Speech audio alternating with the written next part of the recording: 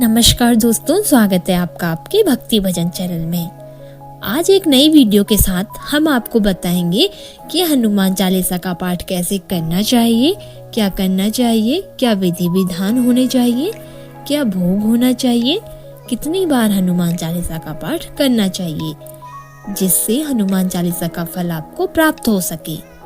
सबसे पहले मैं आपको बता दूं कि हनुमान चालीसा पढ़ने के क्या क्या लाभ होते हैं।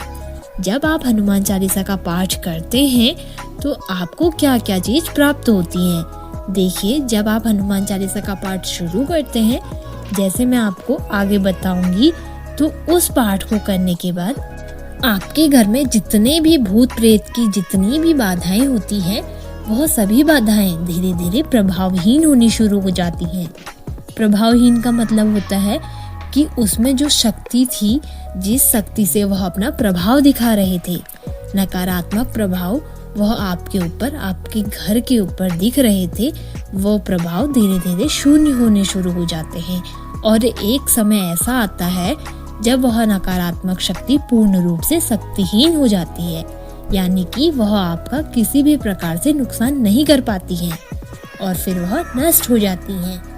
तो यह पहला फायदा होता है हनुमान चालीसा का निरंतर पाठ करने से, जो कि मैं आपको आगे बताऊंगी कि किस तरीके से। दूसरा यह होता है, हनुमान चालीसा का पाठ उस समय बहुत बड़ा वरदान साबित होता है जब आपके तमाम रास्ते बंद हो जाते हैं, जब आपको कुछ दिखाई नहीं देता, जब सारे रास्ते आपके बंद हो जाते हैं, जब आप निराश हो जाते हैं, जब आपको ऐसा लगता है कि अब तो कुछ करने के लिए बचा ही नहीं है, काम धंधे बंद हो गए हैं, या लड़ाई झगड़ा इतना बढ़ चुका है, या घर में इतना कलेश होने लगा है, या बीमारियां घर से नहीं जा रही हैं, तो उस समय एक नया रास्ता वह खोलते हैं। हनुमान चालीसा यानी हनुमान चालीसा का पाठ जो है, वह एक नई आशा की किरण आपके जीवन में लेकर आता है। साथ ही हनुमान चालीसा पाठ करने से आपके पितृ भी प्रसन्न होते हैं। ये चीजें आप ध्यान दीजिए। अगर पितृ दोष आपके घर में है और हनुमान चालीसा का पाठ आप कर रहे हैं, जो विधि मैं आपको बताऊंगी उससे आपके पितृ भी आपसे प्रसन्न होने लगेंगे, आपके घर में सुख शांति होगी। साथ साथ में उनके पितृ दोष जो हैं, वह धीरे धीरे वह भी समाप्त होने शुरू हो जाते हैं। अगला फायदा होता है हनुमान चालीसा। जब आप हनुमान चालीसा का पाठ करना शुरू कर देते हैं तो हनुमान जी महाराज आपको स्वप्न के माध्यम से दर्शन देना शुरू कर देते हैं। कई बार आपको ऐसा लगेगा कि सिंदूरी मूर्ति आपको दिखाई दे रही है। कई बार आपको सपने के माध्यम से दिखाई देगा कि आप चोला चढ़ा रहे हैं। कई बार आपको ऐसा लगेगा कि आप भंडारा कर रहे हैं। कई बार आप हनुमान चालीसा का पाठ कर रहे हो हनुमान जी की मूर्ति के सामने। ऐसा आपको सपने के माध्यम से दिखाई देगा। अगला क्या फायदा होता है हनुमान चालीसा पढ़ने से? हनुमान चालीसा का जब आप निरंतर पाठ करते हैं तो आध्यात्म मार्ग की तरफ आपका रुझान जो है वह बढ़ जाता है। हनुमान जी की असीम कृपा, साथ ही भगवान श्री राम की असीम कृपा के कारण आध्यात्म मार्ग से आप धीरे धीरे आप चलते चले जाते हैं। आपकी एक सीढ़ी बनती चली जाती है जिससे आप एक सही रास्ते पर पहुंच पाते हैं। जो हनुमान चालीसा के जो प्रभाव हैं, वह फायदे हैं, वह अनगिनत हैं। तो अब मैं आपको बता देती हूँ कि हनुमान चालीसा का पाठ जो है आपको कैसे करना है, क्या विधि के साथ करना है, उसका क्या विधान है, उसकी क्या विधि है। एक बात आपको मैं बता दूं कि बिना नियमों का पालन किए बिना अगर आप किसी की भी साधना करते हैं, कोई पाठ करते हैं, तो वह आपको फलदायी नहीं होता है। जैसे उदाहरण के रूप में, जब किसी देवता की स्थापना करते हैं, जब किसी की चालीसा का पाठ करते हैं, जब आप किसी की चालीसा या सुंदरकांड या फिर मंत्र का जाप करते हैं, तो इसका मतलब होता है उस देवता का आवाहन कर रहे हैं। आवाहन मतलब वह देवता, उस देवता का जब आप आवाहन एक तरीके से न्योता दे रहे हैं, तो वह देवता जो है जब आपके घर में प्रवेश करने के लिए आते हैं, तो वह आपके घर की चीजों को, नियम को देखते हैं कि आपके घर में जो नियम है वह होने चाहिए। यानी कि जैसे हनुमान जी महाराज जब आपके घर में आएंगे तो नकारात्मक शक्तियों को हटा देंगे, पर आपके घर में तामसिक चीजों का प्रयोग उस समय नहीं होना चाहिए। इस चीज का ध्यान रखना, तामसिक वस्तुओं का प्रयोग बिल्कुल भी नहीं होना चाहिए। उस घर में हनुमान जी बिल्कुल नहीं आते। आप कितना भी हनुमान चालीसा का पाठ कर लो, कितना सुंदरकांड पाठ कर लो, कितना बजरंग बाण का पाठ कर लो, कितना हनुमान अष्टक का पाठ कर लो, फिर भी कितना ही हनुमान साटिका का पाठ कर लो, कुछ भी आपको प्राप्त नहीं होगा। जब तक आप नियमों से नहीं चलेंगे तो पहला नियम होता है तामसिक चीजों का पूर्ण रूप से आपको परहेज करना होगा।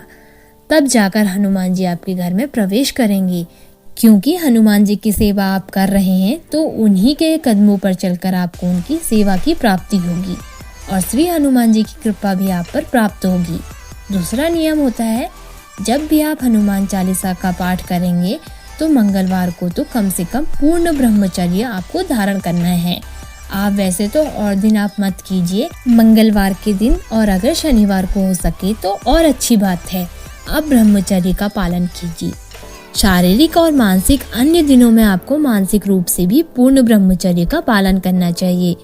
किसी के भी प्रति आपको गंदे विचार अपने दिमाग में नहीं लाने हैं।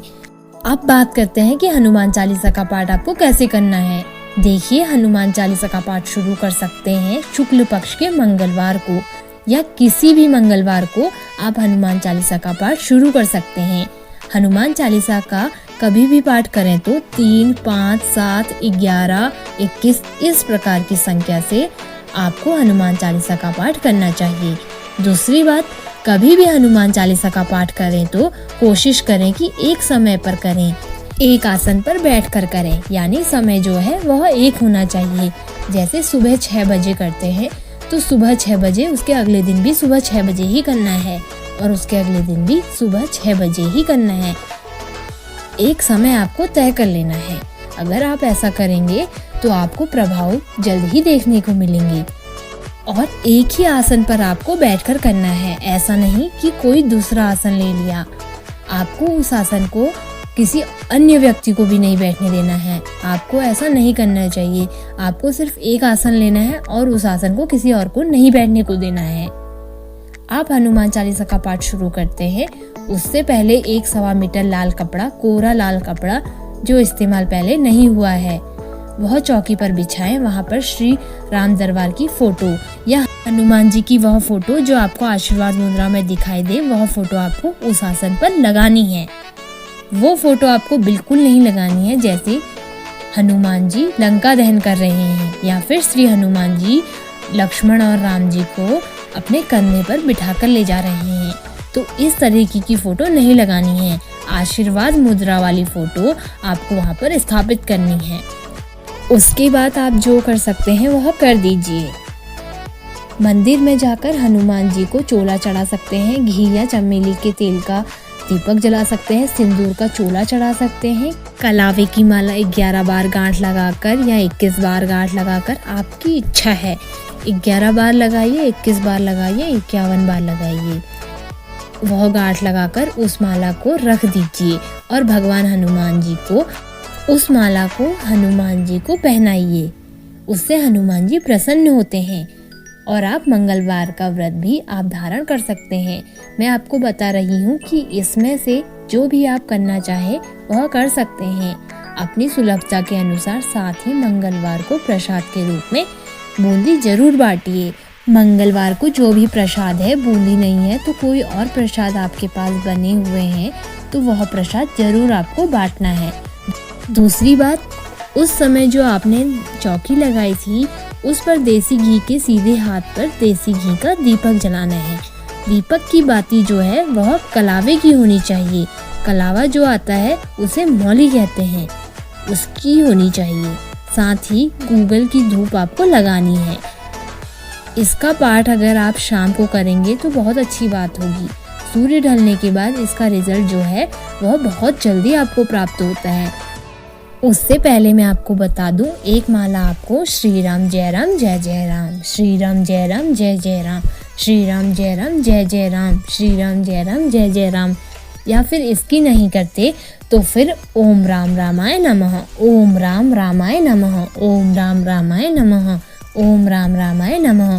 भगवान श्री राम से आपको प्रार्थना करनी है कि हे प्रभु श्री राम महाराज जी, हे भगवान श्री राम, जैसे तुलसीदास जी पर आप प्रसन्न हुए, आप जैसे तुलसीदास जी ने आपकी भक्ति की और हनुमान जी प्रसन्न हुए, उसी प्रकार मेरी भक्ति से आप प्रसन्न हो और हनुमान जी महाराज प्रसन्न हो और मेरे इस कार्य को पूर्ण करें।